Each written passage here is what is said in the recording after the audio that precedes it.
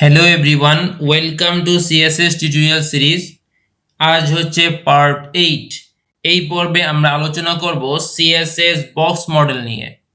Box মডেলে সাধারণত চারটি জিনিস থাকে। একটি হচ্ছে কন্টেন্ট, বর্ডার, প্যাডিং এবং মার্জিন। সো গাইজ, এই টিউটোরিয়ালে আমরা বর্ডার, মার্জিন, প্যাডিং এইগুলো নিয়ে কাজ করব। যদি আপনারা এই টিউটোরিয়ালগুলো আগে না দেখে থাকেন তাহলে অবশ্যই আগে এই তিনটি টিউটোরিয়াল দেখে নেবেন, দেন এই টিউটোরিয়ালটি দেখবেন। আদারওয়াইজ এই টিউটোরিয়ালটি ভালোভাবে বুঝতে পারবেন না। সো গাইজ, আপনারা যদি বর্ডার, মার্জিন এবং প্যাডিং এই তিনটি টিউটোরিয়াল যদি না দেখে থাকেন তাহলে প্রথমে ওই টিউটোরিয়ালগুলো দেখে নেন, দেন এই টিউটোরিয়ালটি দেখবেন। নাও প্রথমে H2 হেডিং নিলাম, এর ভিতরে লিখলাম ওয়েলকাম টু মাই চ্যানেল।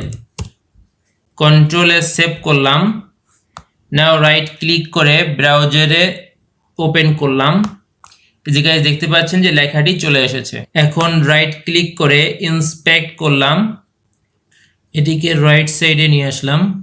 এই যে গাইস দেখতে পাচ্ছেন যে এটি হচ্ছে আমাদের বক্স মডেল। প্রথমে যে জিনিসটা আসে তা হচ্ছে কন্টেন্ট। একটা ওয়েব পেজের ভিতরে যতগুলো টেক্সট থাকে এবং ইমেজ থাকে এইগুলো হচ্ছে কন্টেন্ট। এইগুলো এক একটা হচ্ছে টেক্সট এবং যতগুলো ইমেজ থাকে সব মিলাই হচ্ছে কন্টেন্ট। সো গাইস দেখতে পাচ্ছেন যে এখানে যদি আমি হোভার করি তাহলে এখানে হাইলাইটস হচ্ছে। সো এটি হচ্ছে ভিতরের কন্টেন্ট। এখন আমরা এর একটি ব্যাকগ্রাউন্ড দিব যাতে প্যাডিংটি সহজে ভালোভাবে বোঝা যায়। সো H2 সিলেক্ট করলাম, ব্যাকগ্রাউন্ড কালার দিব রেড এবং কালার দিলাম হোয়াইট। কন্ট্রোলে সেভ করলাম, সেমিকলন দিতে হবে অবশ্যই। কন্ট্রোলে সেভ করলাম, নাও রিফ্রেশ করলাম। এই যে গাইস দেখতে পাচ্ছেন যে ব্যাকগ্রাউন্ড কালারটি চলে এসেছে। এখন আমরা এর একটি উইডথ ফিক্স করে দিতে পারি। সাপোজ এখানে উইডথ দিলাম 400 পিক্সেল। কন্ট্রোলে সেভ করলাম, নাও ব্রাউজারে রিফ্রেশ করলাম। এই যে গাইস দেখতে পাচ্ছেন যে এখানে 400 চলে এসেছে। আমরা যে উইডথ সেট করে দিয়েছিলাম সেই উইডথটি এখানে শো করছে, অর্থাৎ এর উইডথ এখন 400 পিক্সেল হয়ে গিয়েছে। এর উইডথ এখন হচ্ছে 400 পিক্সেল। এখন আমরা এর চারদিকে প্যাডিং দিব। প্যাডিং দিলাম সাপোজ 5 পিক্সেল করে। কন্ট্রোলে সেভ, নাও ব্রাউজারে রিফ্রেশ করলাম। এই যে গাইস দেখতে পাচ্ছেন যে চারদিক দিয়ে 5 পিক্সেল প্যাডিং চলে এসেছে। আর এখানেও গাইস খেয়াল করেন যে 5 পিক্সেল প্যাডিং শো করছে চারদিকে। তাহলে এখন যদি আমরা এর উইডথ বলি তাহলে এর উইডথ হচ্ছে এখন 400 আর এই পাশে হচ্ছে 5 পিক্সেল আর রাইট সাইডে হচ্ছে 5 পিক্সেল। সো এইটা উইডথ যদি এখন বলি তাহলে এর উইডথ হচ্ছে 410 পিক্সেল। এখন আমরা এর চারপাশে বর্ডার দিব, বর্ডার কোলন সাপোজ বর্ডার দিব 5 পিক্সেল, গ্রিন কালার দিব। এরপর বর্ডার স্টাইল দিলাম সলিড। কন্ট্রোলে সেভ করলাম, নাও ব্রাউজারে রিফ্রেশ করলাম। এই যে গাইস দেখতে পাচ্ছেন যে চারপাশে গ্রিন কালারে বর্ডার চলে এসেছে এবং এখানে বক্স মডেলে খেয়াল করে দেখেন যে 5 পিক্সেল চারপাশে শো করছে। সো এইটার উইডথ যদি আমরা এখন বলি তাহলে এর উইডথ হলো এই 400 পিক্সেল, এই 5 পিক্সেল প্যাডিং এবং বর্ডার হচ্ছে 5 পিক্সেল। তাহলে এর উইডথ দুই পাশে 5 পিক্সেল 5 পিক্সেল অর্থাৎ 10, এক পাশে 10 পিক্সেল আর এক পাশে 10 পিক্সেল, তাহলে হচ্ছে 20 পিক্সেল। আর উইডথ দিয়েছিলাম আমরা 400 পিক্সেল, তো সেক্ষেত্রে এর উইডথ এসে দাঁড়ালো এখন 420 পিক্সেল। এখন এই বক্স মডেলে আরেকটি জিনিস থাকে তা হচ্ছে মার্জিন। মার্জিন আমরা দিব চারপাশ থেকে সাপোজ 5 পিক্সেল করে, 5 পিক্সেল। কন্ট্রোলে সেভ করলাম, নাও রিফ্রেশ করলাম। এই যে গাইস দেখতে পাচ্ছেন যে চারপাশে 5 পিক্সেল প্যাডিং চলে আসছে।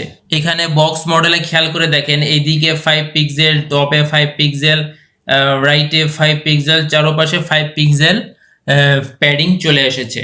এখানে আপনারা খেয়াল করে দেখতে পারেন যে আমরা যে এখানে কোডগুলো লিখেছি H2 সিলেক্ট করে সেই কোডগুলো এখানেও শো করছে।